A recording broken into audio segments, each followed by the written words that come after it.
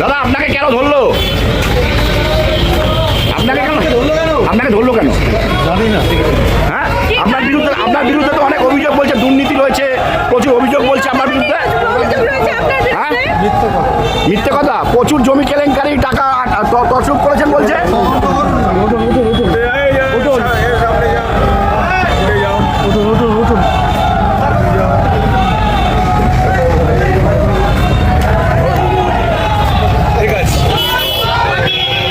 আপনার বিরুদ্ধে অভিযোগ আছে বলছে দাদা।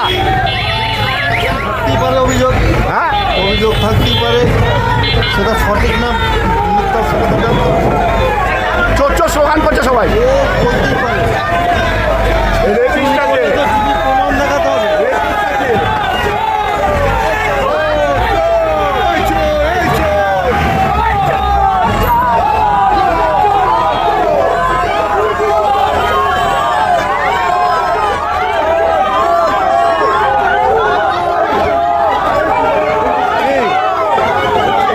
বলতে দাও না।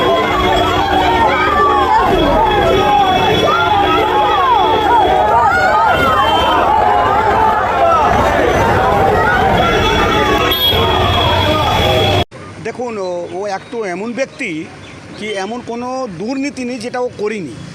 আর তাকে দিয়ে যারা করিয়েছেন তারা বড় বড় নেতা ছিলেন তাদের সাথে, তাদেরই একটা এক্স প্রধান। সে একটা গ্রামের মধ্যে 10 কোটি টাকার একটা প্যালেস, এটা কার? সেই হচ্ছে আজকে গ্রেপ্তার হয়েছেন আজকে রাত্রিবেলা সুদর্শন বোর। সে বিধায়ক, তার পাশে যদি না থাকতো, তার কাছে যদি এমপি না থাকতো কল্যাণবাবু, অরিন্দম বাবু, তাহলে কি এত জোরও পেত মানুষকে মারধর করার, জমি দখল করা, দিল্লি রোডে কলকারখানা থেকে টাকা তোলার? এমন কোনো অভিযোগ বাকি নেই। আমাদের মা বোনকে হেনস্থান করা, তাদের সঙ্গে একটা নানা রকম অভিযোগ যেটা পড়েছে, একটা মহিলা 8 বছর ধরে ঘর ছাড়া, তাকে ধর্ষণ করার প্রচেষ্টা, তার তো বাড়িতে থাকা উচিত না, তাকে তো জেলে থাকতে হবে। তাই আমি প্রশাসনকে এইটা আবেদন করলাম, প্রশাসন কাছে যে অভিযোগগুলো পড়লো, সে অভিযোগ মানে অনেক অভিযোগ আছে, শুধু একটা অভিযোগ আমি কত কী বলবো। অনেকগুলোর বাড়ির ঘর দখল করা আছে, যেই জায়গায় দেখবেন 1 লাখ টাকা দিয়ে তার 1 বিঘে জমি নিয়ে নেওয়া হয়েছে। তার সরকারি মূল্য হচ্ছে সেখানে 22 লক্ষ টাকা, কিন্তু সে 1 লক্ষ টাকা দিয়ে পুরো জায়গাটা দখল করে নিয়েছে, মানে বন্দুক দেখিয়ে, আর্মস দেখিয়ে। সেসব লোককে কী করা হবে? আইন মতন হাঁটবে, আমার তো কিছু করার নেই। আমার কাছে অভিযোগ এসছে, আমি আইনকে ফরওয়ার্ড করে দিয়েছি। পরিষ্কার কথা, আমরা না খাবো না খেতে দেব, পরিষ্কার কথা, 1 লাইনের কথা। আর দুর্নীতি যেই করবে, কালকেও এটা মাননীয় সিএম সাহেব বলেছেন, দুর্নীতি যে করবে তাকে কিন্তু জেল খাটতে হবে, আইন মতন ব্যবস্থা নেবে। সে যত বড়ই গুন্ডা হোক, সে যত বড় পাওয়ারফুল লোক হোক, কিন্তু তাকে ছাড় হবে না। সেই জন্যে পেয়ারাপুর পঞ্চায়েতে পশ্চিম পাড়ায় যেইভাবে ওখানে একটা আতঙ্ক ছিল, সাধারণ মানুষ তার নাম নিতে ভয় করতো, তার সামনে যেতে ভয় করতো। তার অনেকগুলো সিসিটিভি ক্যামেরা ছিল, সেটা 3 দিন আগে আমি খুলিয়েছি। আমি বলেছি, আমার কাছে অভিযোগ এসছে লিখে গ্রামের মানুষের, ওখানকার লোকের অভিযোগ এসছে, তারা ওখানে আমি দিয়েছি। ওখানে আমার আইসি সাহেবকে, উনি ওখানে গিয়ে ওটা ভিজিট করেছেন আর ক্যামেরাগুলো খুলেছেন, তার মধ্যে অনেক কিছু তথ্য প্রমাণ পাওয়া যাচ্ছে। আজকে যে ও পুরো অ্যাসেসমেন্টটা রেখেছিল, এখানে অ্যাক্সেসটা পুরো রেখেছিল ক্যামেরা, কিসের জন্য ক্যামেরা লাগিয়েছিল? ক্যামেরা তো পারমিশন না নিলে পুলিশকে ক্যামেরা এমনি লাগাতে পারে না, এটা তো বলতে হবে। প্রত্যেক জায়গায় দুর্নীতি, রাস্তার উপরে দখলবাজি, রাস্তা বন্ধ করে দেওয়ার। তো অভিযোগ যেটা আছে, জনগণ যে অভিযোগ দিয়েছেন, আমি ভাই এমএলএ কাছে অভিযোগ হলে আমি প্রশাসনকে ফরওয়ার্ড করব, আমি প্রশাসনকে ফরওয়ার্ড করেছি। এবার নিশ্চয়ই তৃণমূল সরকার যেরকম দুর্নীতি করেছে, উপর যদি সয় না থাকতো, উপর লোকের যদি তার সাথ না থাকতো, তাহলে এত বড় মানে দুর্নীতি কী করে চরম সীমা পার করে গেছে। জনগণ, আমি একটা কথা বলতে চাই, জনগণ একটা এমন লোক যাকে দেখে ভয় করে থর তোর কাঁপে। সে কে? লোকটা কে?